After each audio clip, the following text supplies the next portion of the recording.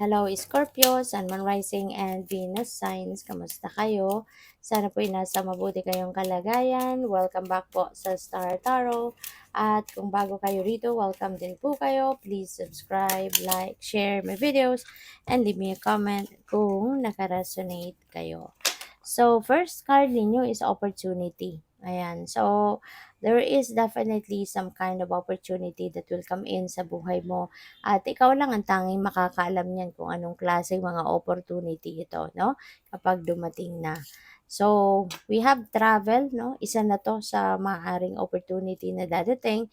Maybe you're gonna have an opportunity to travel and that could be related to migration, it could be related to work, no? Pwede rin na siguro baka ma-attend ka ng seminar, convention somewhere else, no? At ayan ang travel mo or pwedeng mamamasyal ang iba sa inyo rito. So, we have ambition. Set your sights beyond the horizon. Ayan. So, that's good. Siguro ngayon, iniisip mo kung ano yung mga ambition mo sa buhay. Maybe you are setting new intentions din sa ngayon, ano, na yun ang makakaano sa'yo. Yun ang makakatulong sa'yo na mas lalo kang magpursige, lalo kang maging enthusiastic and optimistic. We have dream, follow your yearning for the deep blue sea. Ayan, wag kang takot mangarap or wag kang tumigil mangarap, no? Kasi ito yung nagpapa-excite sa buhay natin. Isa ito sa dahilan ng pagkakaroon ng excitement, no, sa buhay natin na nagiging excited ka, nagiging very optimistic ka, nagsisipag, nagtiyatsaga ka, para sa iyong mga pangarap or para makamit mo ang iyong mga pangarap. So, we have journey, tapos may travel. So, definitely, meron talagang babiyahe sa inyo dito for whatever reason. Ano? So, good luck na lang sa inyo at have fun at mag-iingat kayo. Okay? So, by the way, maraming salamat for subscribing. And if you haven't subscribed yet, subscribe na kayo.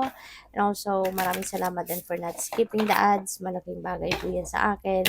And also, please click the join button sa baba ng video kung gusto po ninyo na mag-join kayo sa membership. Salamat! So, next card ninyo, we have the truth comes softly. Ayan. So, feeling ko dito merong truth that is coming to light at maaaring, ano to, parang yung katotohanan na to that will come to light is not going to blow your mind, kumbaga, no? Malumanay ang pagpasok ng epekto nito sa buhay mo, sa isip mo, ano man ang katotohanan na ito. So, it's going to be like a very calm, 'di ba, ang pagpasok ng katotohanan na 'to. So, parang hindi ka rin naman dito magugulat, parang gano'n. Maybe you have a hint already about this information na matatanggap mo. Do not hide your light kasi sayang, Scorpio. Alright? Don't hide your light, but instead use your light to help others find their own light. Be an inspiration to others. Gamitin mo yung iyong sariling liwanag para makatulong sa iba, na mag-improve ang buhay ng ibang tao, makatulong ka na mapagaan ang buhay ng iba, makapagbigay ng inspiration, ng motivation, ng enlightenment, 'di ba? At saka feeling ko dito, no, ito yung time, no, ito yung pagkakataon na pupuwedeng magkaroon din kayo ng energy shift na siguro ngayon kung dati very reserved ka, siguro tahimik ka lang sa isang tabi, pero ngayon baka maiba, no, yung ano mo, maiba yung pakiramdam mo. Maybe you are going to be more bubbly sa ngayon, maybe um,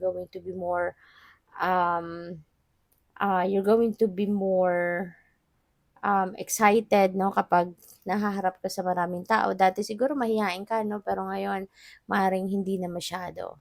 So, what else? We have the fortunate companion. Wow, napakaganda nito, Scorpio. Kasi you will have that opportunity to meet someone at yung taong ito ang maaaring parang magiging breakthrough ninyo. Yung taong ito is going to be or you will be lucky enough, 'di ba, to meet this person or to welcome this person into your life. Kasi feeling ko yung taong ito is going to give you um, a new door, no? Ito yung magbubukas ng bagong pinto para sa'yo, para sa para magkaroon ka ng bagong pag-asa, magkaroon ka ng mas maswerteng buhay, mas magaan na pamumuhay. Maaaring yung taong ito is going to give you an opportunity, 'di ba, para mas lalo kang maging successful sa buhay, makakilala, mag-widen pa yung horizon mo, yung circle of friends mo, yung mga ganyan. So, may swerteng hatid, no, yung taong ito sa'yo. Yan ang napipick up ko dito for some of you. So, we have realizations. Ayan. So, this is good, no? Na siguro magkakaroon ka din ng time ngayon na makapag-isip-isip, makapagnilay-nilay, makapag-reflect, on yourself, what is happening sa buhay mo. Kaya marami kang marirealize sa ngayon. Maaaring yung mga pinagdaanan mo sa buhay in the past, yung mga past experiences mo, maaaring ngayon pa lang sa inyo magsisink in ang mga nangyari, and maybe you are going to realize a lot of different things, no, na kaya pala ganun ang nangyari kasi ganito, ganyan, or kaya pala napunta ako sa ganitong sitwasyon dahil napagdaanan ko ang ganito, ganyan, or whatsoever. So there could be a lot of realizations sa inyo sa ngayon, regarding your mga past experiences. So what else? We have the communion of tender souls.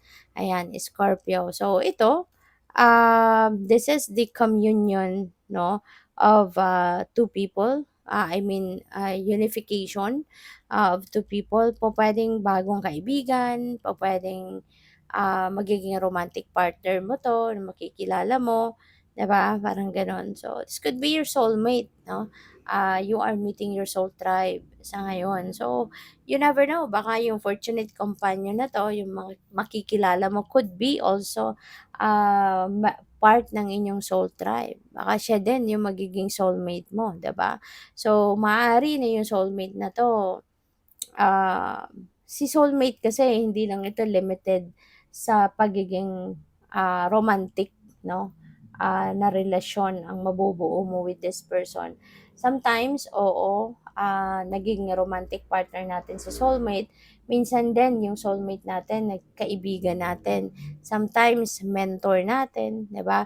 Minsan din yung soulmate natin, yung soulmate natin, magulang natin or kapatid, no? So probably, this is someone that magiging kaibigan mo or pupuwedeng magiging ka-romantic partner mo kung kayo ay single pa, or yun nga, baka magiging ano mo 'to, magiging tawag dito, magiging mentor mo, 'no? Maaaring ito yung magiging spiritual guide mo, yung gano'n, 'no? So, good luck. Thank you for watching. Love and light. Namaste.